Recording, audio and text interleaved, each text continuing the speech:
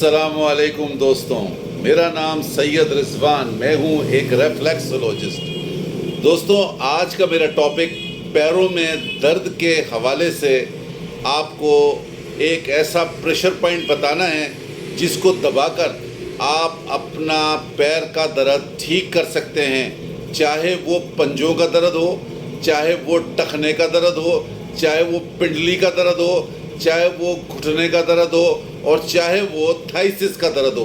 तो दोस्तों, मैं आपको बताता हूँ, ये उंगली है मेरी सीधे हाथ की, ये हमारे पैर को रिप्रेजेंट करती है। इसको जब हम, ये नाखून का एरिया है, जब नाखून के एरिए से यहाँ तक जहाँ दो लाइनें लग रही हुई हैं, तो इनको जब हम नाखून के एरिए को दबाते हैं तो हमारा पंजे का जो दर्द है वो ठीक होता है।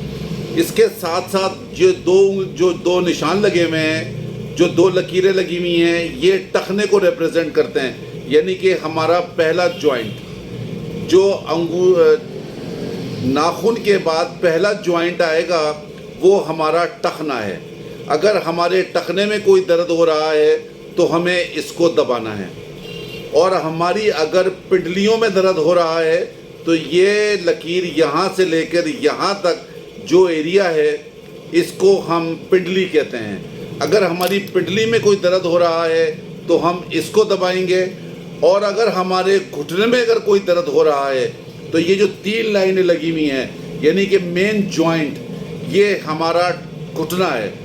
इस घुटने को जब हम यहाँ पर दबाएंगे तो हमारा घुटने का दर्द ठीक होगा। और दोस्तों, ये यहाँ से लेकर यहाँ तक की जो लाइन है, ये हमारी थाइसिस की लाइन है।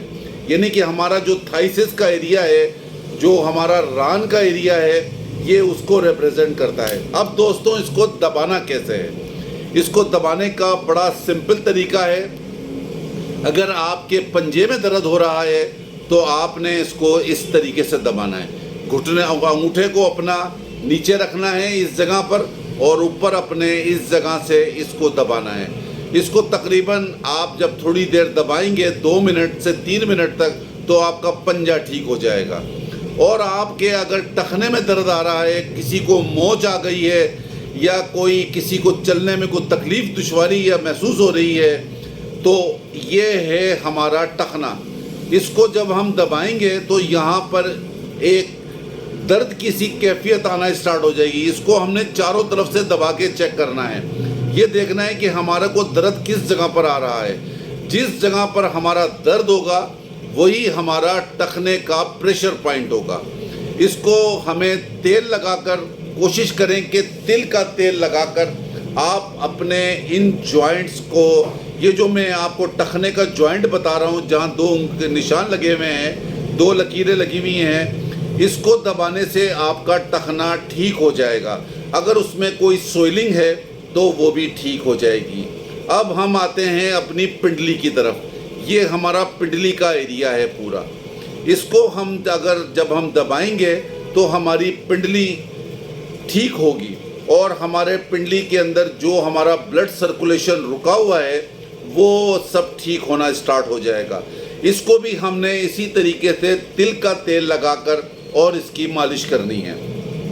इसको देखें, इस तरीके से हमने अंगूठे को नीचे रखा हुआ है और हम अंगूठे को इस तरीके से भी दबा रहे हैं, इस तरीके से दबा रहे हैं। इसको भी हमने चारों तरफ दबाना है, तो हमें ये पता चल जाएगा कौन सी पिंडली की कौन सी लोकेशन पे हमारा दर्द आ रहा है।